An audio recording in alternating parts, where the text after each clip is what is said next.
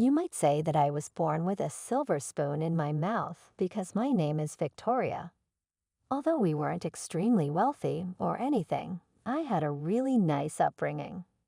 With their constant hand-holding and kissing when they thought I wasn't watching, Mom and Dad looked like they belonged in a romantic comedy. Our home was a small, comfortable suburban home. It was simple, but it was home. Every weekend seemed like a little journey. After loading us all into our dilapidated station wagon, Dad would drive us away.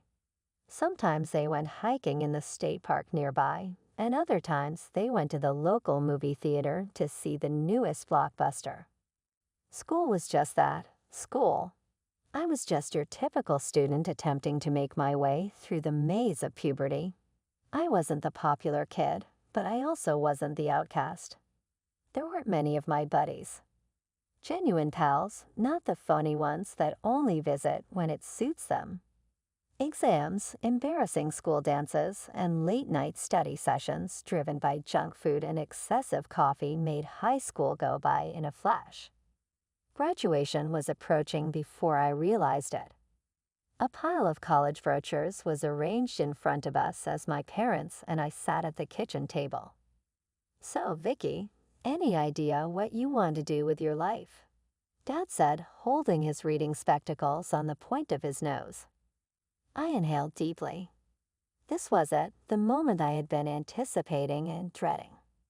Blurting out, "I want to be a cardiologist," an entire discussion without a word was shared between Mom and Dad, one of those stares that parents seem to perfect. "All right," answered Dad at last. "If this is what you really want, we'll make it happen." Admission to medical school was only the first step. The 4 years that followed were much more demanding than college. I was attempting to fit so much knowledge into my brain that there were moments when I felt it might blow apart. However, there were also incredible moments, such as the first time I successfully took a patient's blood, followed by a few humiliating mishaps. The day I identified a heart murmur during rounds, and the realization that all of my hard work was truly making me a doctor. The day of graduation felt unreal. My parents were in the audience when I crossed the stage to get my graduation. Naturally, Mom was weeping, and even Dad appeared to be in tears. Dad put his arm over my shoulders as we walked out of the theater. "So, Dr. Adams," he smiled, "what's next?" Feeling the weight of the future on my shoulders, I inhaled deeply. I now declared my intention to become a cardiologist. I had no idea how far my adventure would take me. The true difficulties were actually only getting started. I jumped right into my work at a private clinic in the metropolis after graduating from medical school. Despite the long and exhausting hours, I relished every second of it. I was at last fulfilling a lifelong ambition of mine, saving lives and assisting others. My efforts began to bear fruit as the months went by. I had more money than I knew what to do with for the first time in my life as my bank account expanded. One day, I entered a car showroom on a whim and drove away in a brand new, elegant sedan. It was mine, purchased with my own hard-earned money, even though it wasn't very showy. I signed the mortgage documents for a large apartment in a desirable area of town. A few months later, I couldn't help but feel proud of myself as I stood with the keys in the empty living room. I was living the life I had longed for. I made the decision to visit my folks for a few days off as the holidays drew near. I was thrilled to tell them about my accomplishment as I hadn't seen them in months. However, I felt something was wrong the moment I entered the house where I grew up. It was too quiet in the home. Despite being in the same room, Mom and Dad might have easily been on separate worlds. There was a chilly, awkward quiet in place of the cozy, affectionate ambience I had recalled. The tension was evident at supper. Mom and Dad hardly exchanged glances, much less words. In the icy air between them, my attempts to fill the void with tales about my job went hollow. Mom was cleaning the dishes when I ambushed her in the kitchen later that evening. "What's going on, Mom?" I asked in a quiet voice. "You're behaving like strangers, you and Dad." The soapy water caused Mom's hands to go still. She didn't look back. However, I could tell that her shoulders were tense. She replied, "It's nothing, honey," in a strained voice. "The only thing is that people change. I'm not the same person as your father anymore." However, I was acquainted with my mother. The pain in her voice was audible to me. "Mom, please tell me the truth." With a sigh, she turned to look at me. I was heartbroken by the sorrow in her eyes. "A few months ago, your father received a promotion at work.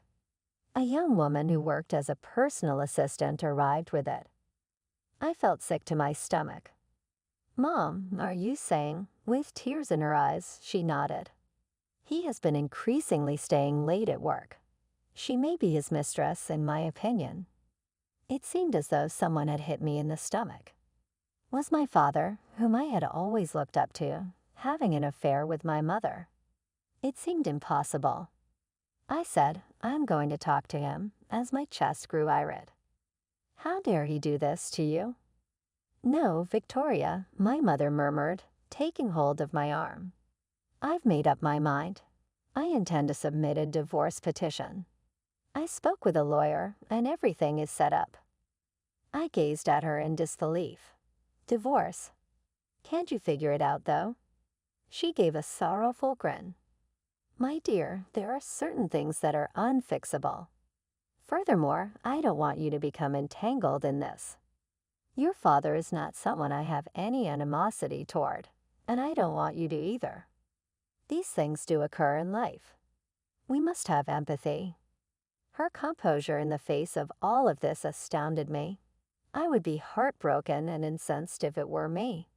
However, my mother handled everything with dignity and elegance.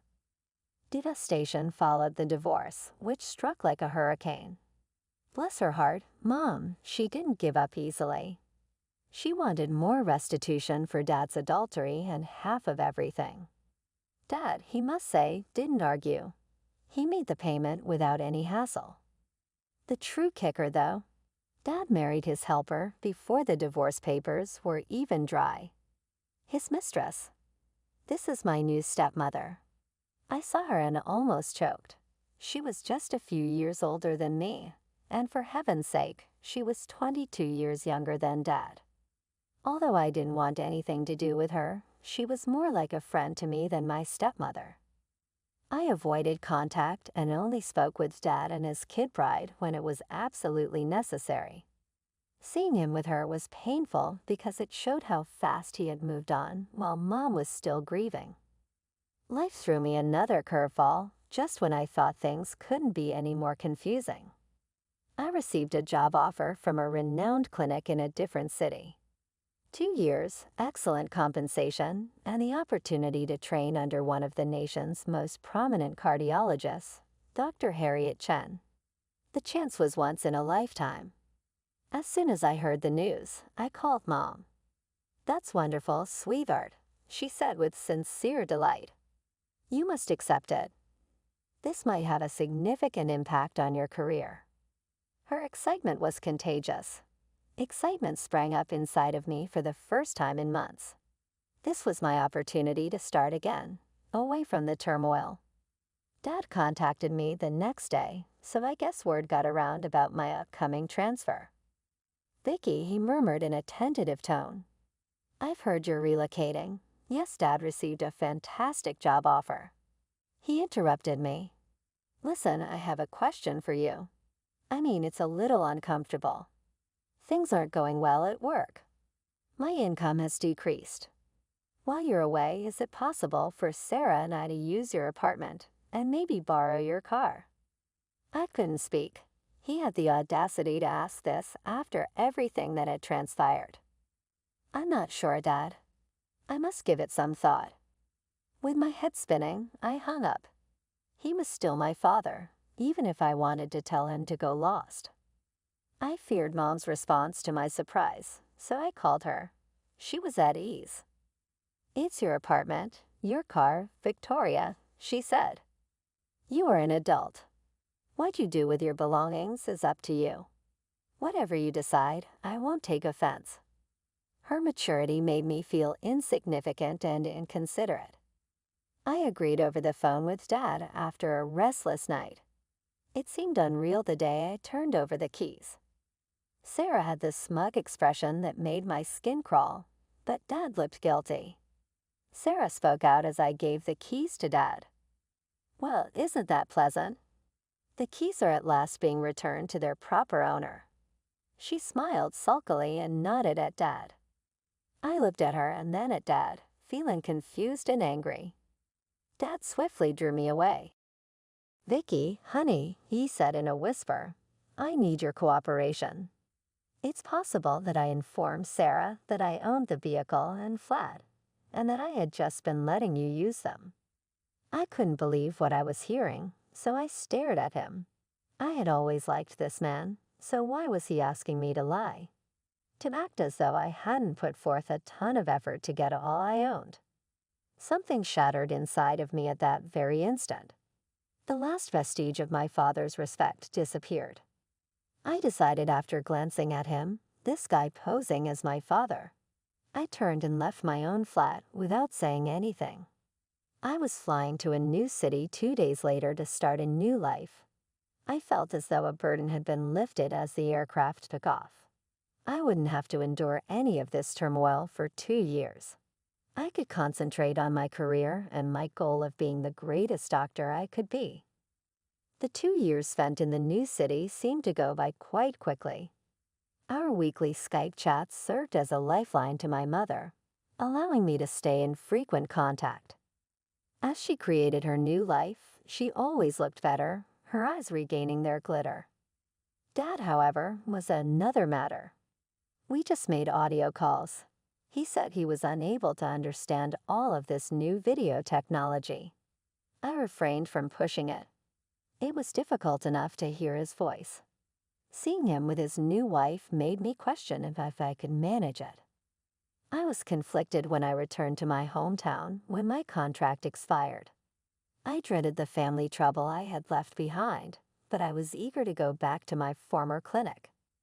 My pulse was racing as I stood outside the familiar door on the day I went to retrieve my apartment. However, the key would not turn when I attempted to unlock it.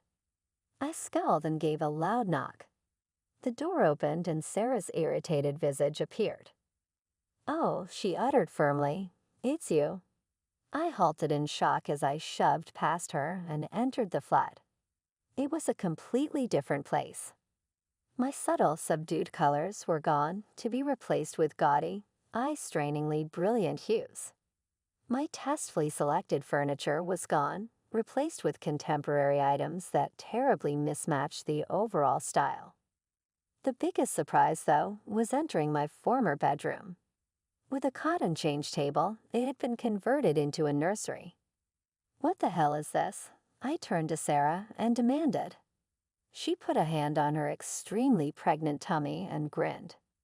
"Some adjustments have to be made. After all, this is our home." "Your home?" I sputtered. "This is my apartment." Sarah's gaze grew strained. "No, this flat belongs to your father. He has just been allowing you to remain here out of generosity. I am now the lady of the home since I am his wife." I started to protest and tell her the truth, but I hesitated for some reason. My rage subsided as I saw her large tummy. No matter how angry a pregnant lady was, I couldn't bring myself to put her under unnecessary stress. I paced the gaudily adorned living room for the next few hours. I jumped when Dad finally entered the room. "Dad, we need to talk, now." With a weary expression, he nodded. "I understand, Vicky. Let's go outside." When we were alone ourselves, I relaxed. "Dad, what the hell? What's this about my flat being your place when you led her to ruin it completely?" He placatedly raised his hands. "Yes, I am aware. Sweetheart, it's complicated." I was unable to force myself to be honest with her. "Things aren't going well at work. Vicky, please don't throw us out if Sarah found out we were living off your generosity." not with the impending baby. I wanted to be upset. I wanted to hurl them both out on their ears, shout, and become angry.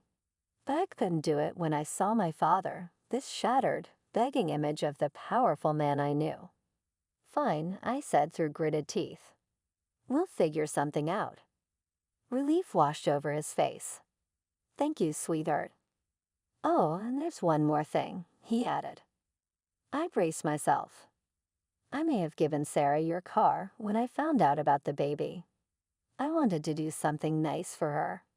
I'll pay you back, I promise." I closed my eyes, counting to 10 in my head. "It's fine, Dad. The clinic's not far. I can walk." He kissed my hand, his eyes brimming with gratitude. "You're an angel, Vicky. We'll make this work. You'll see." As I watched him go back inside, I tried to convince myself this could work.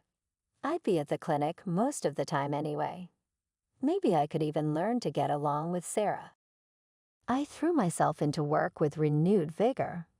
The clinic became my sanctuary, a place where I could escape the tension at home. I'd leave before dawn and return long after dark, tiptoeing through the apartment to avoid waking Sarah or the newborn baby. 2 months into this routine, fate threw me a lifeline. I was grabbing a quick coffee at my favorite cafe when I quite literally bumped into him. Tall, with kind eyes and a crooked smile, Jake was charming from the moment he helped me mop up my spilled latte. "I'm so sorry," he said, handing me a wad of napkins. "Can I buy you a replacement?" Coffee turned into dinner, which turned into more dates. Before I knew it, we were seeing each other regularly. For the first time in months, I felt light, happy. Jake was funny, smart, and best of all, completely removed from my family drama. I started spending more and more time at his place, relishing the peace and normalcy. It was a blissful respite from the chaos at home. But reality has a way of intruding. One evening, I arrived home to find Sarah waiting for me, her face like thunder. "Where have you been?" she demanded, bouncing a fussy baby on her hip. I blinked, taken aback by her tone. "At work, then out." She thrust a mop at me. "This place is a mess. Your father can't afford a housekeeper, so you need to pull your weight around here. I'm busy with the baby." Anger flared in my chest. "I'm not your maid, Sarah. I work 60-hour weeks saving lives. I'm not spending my free time cleaning up after you." Her face contorted with rage. "You ungrateful little freeloader, living off your father's generosity, and you can't even help out. Maybe we should kick you out. See how you like that." I couldn't help it. I laughed. The sheer audacity of her threat was almost impressive. "Good luck with that," I said, turning away. For the next few days, I ignored Sarah's pointed looks and passive-aggressive comments about the state of the apartment. I focused on work and on Jake, counting the hours until I could escape to his place. Then one afternoon, my world imploded. My phone rang. It was Jake. "Hey," I answered, smiling. "I was just thinking about you." "It's over," he cut me off, his voice cold. I felt like I'd been doused in ice water. "What? Jake, what are you talking about?" "Don't play dumb, Victoria. You know exactly what I'm talking about. I can't believe I fell for your act. I honestly have no idea." "Save it," he snapped. "We're done." The line went dead. I stared at my phone, stunned. What the hell had just happened? Seconds later, a message popped up. It was from Jake. A photo. My heart stopped as I opened it. It was me, locked in a passionate kiss with a man who definitely wasn't Jake. Except it wasn't me. The woman in the photo looked like me, but something was off. The hair wasn't quite right, the posture not quite mine. Realization dawned along with a wave of fury. Sarah. This had Sarah written all over it. I tried calling Jake back, desperate to explain, but my calls went straight to voicemail. Text messages bounced back undelivered. He blocked me. I stormed into the apartment, fury radiating from every pore. Sarah sat on the couch, a smug smile playing on her lips. She knew exactly what she'd done. "You," I snarled, advancing on her. "What the hell have you done?" Sarah's laugh was like nails on a chalkboard. "It was easy, really. A little Photoshop here, a few messages there. You'd be surprised what people will believe when they're jealous." The casual way she admitted to destroying my relationship made my blood boil. "You fabricated that photo? And what messages?" "Oh, just a couple social media postings about how you're hunting for someone wealthy than your partner and dating other men. The typical gold digger fare, you know." I was furious and unable to speak. How could somebody be so harsh and heartless? Sarah's gaze grew strained. "Listen up now, princess. This is where you're going to start contributing. Take care of the baby when I need a break, clean the house, and do the laundry, or else." "Or else what?" I spit. "Otherwise, I will ensure that your father is aware of your lack of gratitude. Your head will spin at the speed with which he will kick you out." That was it, the last straw. I flung back my head and let out a rough, sour chuckle. "You really don't get it, do you?" My voice was dangerously low as I spoke. "I live in this flat. I spent my money on that. If you don't apologize and help me make amends with Jake, you'll be the ones living on the streets." Anger twisted Sarah's face. She parted her lips to respond. However, the front door opened at that very moment. When Dad entered, he appeared worn out and perplexed by the scene in front of him. Sarah started ranting right away. "Your daughter just said something you won't believe, John. After everything we've done for her, she's threatening to throw us out. I want her gone because she is a selfish, ungrateful person." Dad looked at me, begging. "Just go along with it, Vicky," he said, leaning in close. "We'll work this out later, so go away for a little." I gaped at him in shock. I was asked to leave my own house by my own father. I felt something crack within of me. "No," I answered in a cool, steady voice. "I'm done complying. I live in this flat. I'll contact the cops and have you both taken out if you don't leave by tonight." Dad's expression grew glum.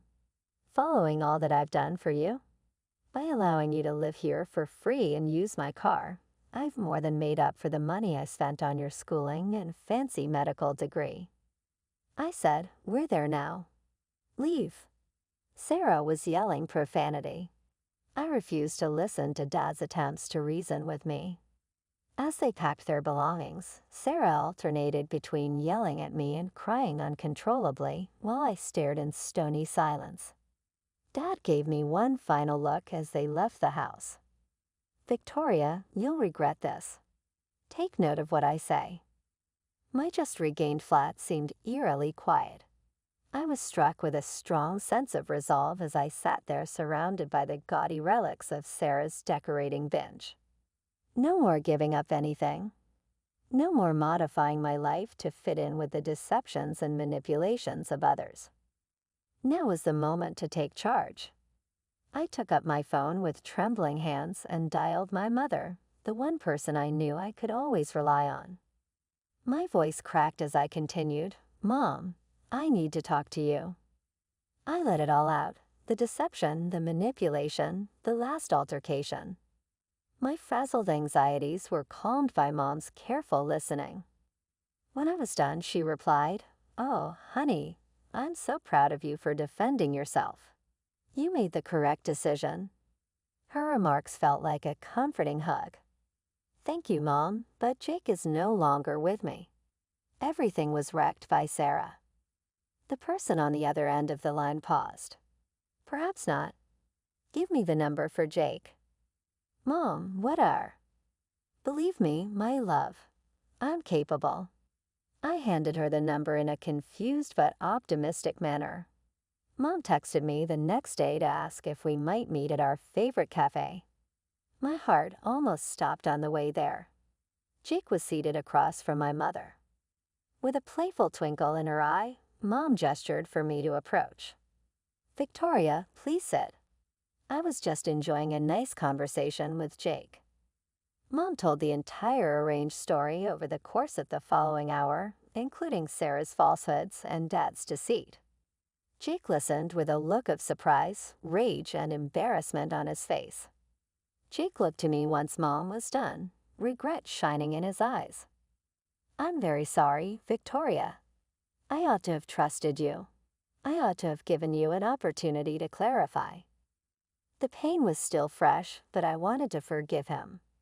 "Jake, you were so quick to assume the worst of me. How can I be sure that you won't do it once more?" Jake slipped out of his chair and fell to one knee in the midst of the crowded cafe, which completely shocked me. "Adams, Victoria, I cherish you. If you allow it, I'll live out the rest of my days making up for the foolishness I committed. Please pardon me." With everyone watching us, the cafe had fallen quiet. My neck started to flush, but as soon as I saw Jake's sincere gaze, my rage vanished. My words were, "Oh, get up, you big idiot," and I'd pull him to his feet. "Of course, I forgive you." As Jake took me into a kiss, the cafe erupted in cheers. Maud smiled at us both as she brushed away a tear. It's interesting how life works itself out. We learned through rumors a few months later that Sarah had left Dad and the baby behind and fled with a younger guy. It had now dawned on her that Dad had neither wealth nor property. In his despair, Dad made an attempt to make amends with Mom, but she turned him down. 3 years flew by, filled with laughter, love, and professional accomplishment. I said yes without hesitation when Jake proposed, this time on a moonlight beach. The day of our wedding was ideal. As I exchanged vows with Jake, Mom, beaming with happiness, escorted me down the aisle. I saw that the rear seat, which was designated for Dad, was vacant. He had not arrived. I felt a twinge of melancholy, but then I remembered Jake, Mom, and everyone who genuinely loved and supported me, and I knew I had everything I needed.